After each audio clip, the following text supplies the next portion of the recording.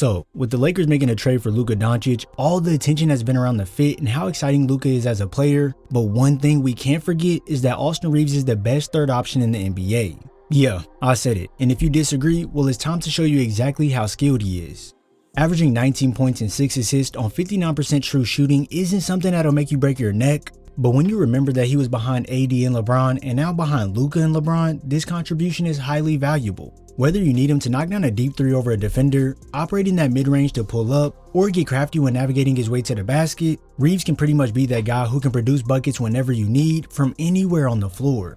When scouting his game, the best aspect that most people don't even notice is his ability to move without the ball to then find himself putting the ball in the basket. If you look at this play here, you're going to see AD come over to set the screen for Reeves to come off to get the ball, but I want you to look at the rest of the floor. Rui is spaced out to the 3-point line, and Dalton Connect is going to slowly make his way to this corner as well. Now this is important because with AD being the one initiating the screen up top, this makes it to where the lane is wide open with no great rim protection. Now since Mitchell gets up high on Reeves to stay attached over the screen, this is when Reeves can utilize that face cut towards the paint, and with him completing 100% of his 8 cut and layups this season, this one is just too easy. At the other end, it's Reeves. With this being a go-to play, the Lakers will run to bait the defense into cheating the play. Most of the time, Reeves will have this angle to finish at the rim, but don't think for 1 second this is the only way Reeves can navigate to the basket. As on this action here, Reeves is going to receive a handoff from AD to hopefully get a corner 3, but with Booker staying attached on this closeout, Reeves can now send it back to AD, which would usually result in a handoff going back the other way. But this is why you must be unpredictable in the game of basketball, as Reeves fakes the handoff into a backdoor cut leaving Booker, and no one is at the rim to contest. Now I know, a stat of 8 cut and layups on the season isn't that exciting, and it doesn't give you the notion that he's some great off-ball scorer, but hold on 1 second, it's not just moving to the rim that makes him a valuable asset without the ball. Take this play for an example. We already seen how Reeves beat Booker to the rim off the fake handoff, but this time when Booker tries to get ahead of the play and beat Reeves to the handoff, he's now out of position as AR decides to cut back, and what do we have here? It's a wide open 3 with no hesitation. Completely off Hayes, Reeves again,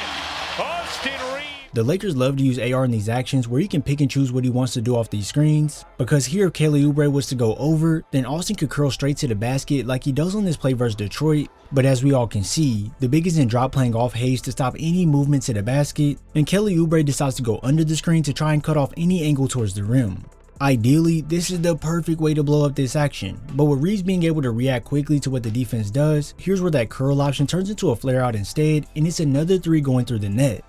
Having that option to be a great cutter or a relocator is what makes Austin such a great third option, as when AD was on the team, if there was a double send his way to get the ball out of his hands, well here's where you can see Austin slightly moving over, which makes his closeout distance way longer for Bill to recover, and by the time he gets there, it's just too late. Now some of you may try and downplay and say this skill set isn't that important, but you tell me, when a lot of guys come up to get the ball and they don't receive it, what do they usually do? If you guys just sit there and watch the play happen, well you would be 100% correct. When you're a third option and the offense doesn't revolve around you, it's easy to be disconnected and just scratch this play off. But with Reeves, he makes the conscious decision to slide down this sideline while McCain helps over on this Bron and AD pick and roll. So once LeBron hits the paint and him and Reeves are on the same level, it's a no-brainer to kick it out for the tray ball. This right here is what every team will want from a guy who isn't the main star on the team, as this makes the offense more deadly due to there being many weapons. And as much as I've raved about Austin being able to work without the ball, a lot of his true value comes with him being able to make plays with the ball in his hands without taking up a lot of time.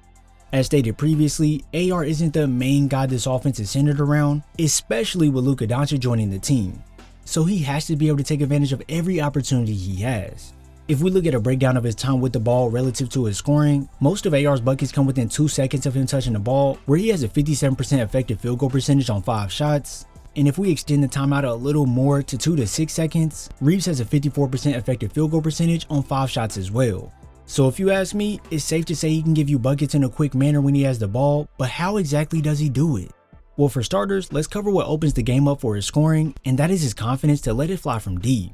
When you knock down shots from deep range and don't hesitate to do so, this makes it extremely tough for the defense to contain you. If the defender chooses to keep backpedaling and doesn't hold their ground, well he'll just pull up right over the top. If your defense goes into scramble mode off a defensive breakdown but fails to locate him, well here comes another one for pure money. And with a smooth jerky handle, if you decide to get up high and try to defeat the screen usage, well now you're getting shifted, and this one right here is straight cash.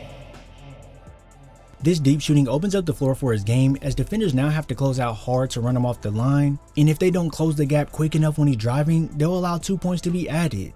When you think about shooting, it's one of those things that almost all players in the league need to have to maximize their potential, as now they can make defenders pay if they choose to go under the screen. They can also choose to take advantage of teams that have their big play drop coverage like Towns on this play. And if players try and blow up the action by jumping the gun, he can show them that it's never a good idea to gamble, because all you did was give up a great look for 3 points. With that threat of his quick trigger on the defender's mind, it allows Reeves to use an up fake to get his defender flying before pulling up at times. And honestly, it's crazy that with him proving he's capable of firing from deep and will do so with much confidence, that defenders will still fail to stay close to him when he's on the floor. I know he's not some godly shooter from deep that'll make teams key in on him on the scouting report, but for the Lakers, he's been a dependable catch and shoot floor spacer, as he's knocked down 36% of his 4 shots from deep off the catch per game. You'll see these times where his defender is loaded up on the LeBron pick and roll to stop the drive, but doing this is a no-go, because LeBron is a great decision maker while Reeves is a fearless scorer, so here's where you get that seamless connection for the triple.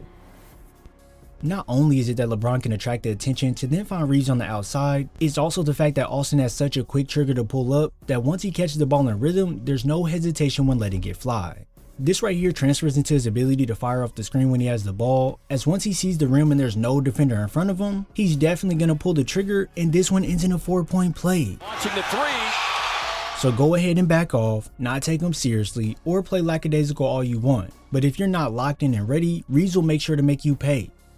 You'll soon start to see teams take notice of this and deny him the ball the first time when he's moving on the outside, and then when he finally gets the ball, they'll fight hard over the screen to run him off the line, and this is where his creativeness comes in handy. With Maxey right on his hip and Yabusele coming up to take the shot away as well, AR chooses to break past the defense with this smooth behind the back, and that's all she wrote. Crafty, Austin Reeves. Reeves once said that guys would choose to guard him because he was the solo white boy on the court, and to that he said, well, it's going to be a long day for them because he's way more skilled than they think. This here is where trusting the work you put in is majorly important, and doing drills that replicate in-game scenarios makes you 10 times better. Just like the drills you run where you get cut off on your initial attack, you must have a move you can use to create separation in an attack angle, and right here is where a lot of guys get stuck. Because in basketball, you must have a counter for every counter if you want to be a high-level player, and with the defender recovering back to Reeves after that behind the back, Austin can now feed that silky crossover to gain another attack angle, and then with some contact, he can move the defender off him to bank this off the glass. I know he doesn't look like the most physically imposing guy or anything, but Reeves understands how to use his body to create gaps between him and his defender, and even if there's contact at the end, he can focus all the way through to complete the bucket. This here can result in high arcing floaters off the glass with the big crashing down on them, times where he bounces off the defender to create separation for the shot, and then in a more passive way, Reeves will get into the defender's space by cutting them off while driving, and then when getting into a floater, they can't really contest without fouling. This ability to stay creative when operating on the floor is the main reason AR is so good, because defenses never know what he's going to pull out the bag, and he makes sure to make every move quickly while being efficient with how he scores. Is there still room for him to grow? Of course, but with him leading that second unit a lot as the primary ball handler and playing next to Luka and LeBron, Reeves may remain as that shiny diamond in the dirt, but always remember, he's still a diamond no matter how much he may be overshadowed. If you enjoyed this video, be sure to drop a like, subscribe, and turn on post notifications so you're first to know when I upload. I thank you all for your support, and I'll see you in the next video.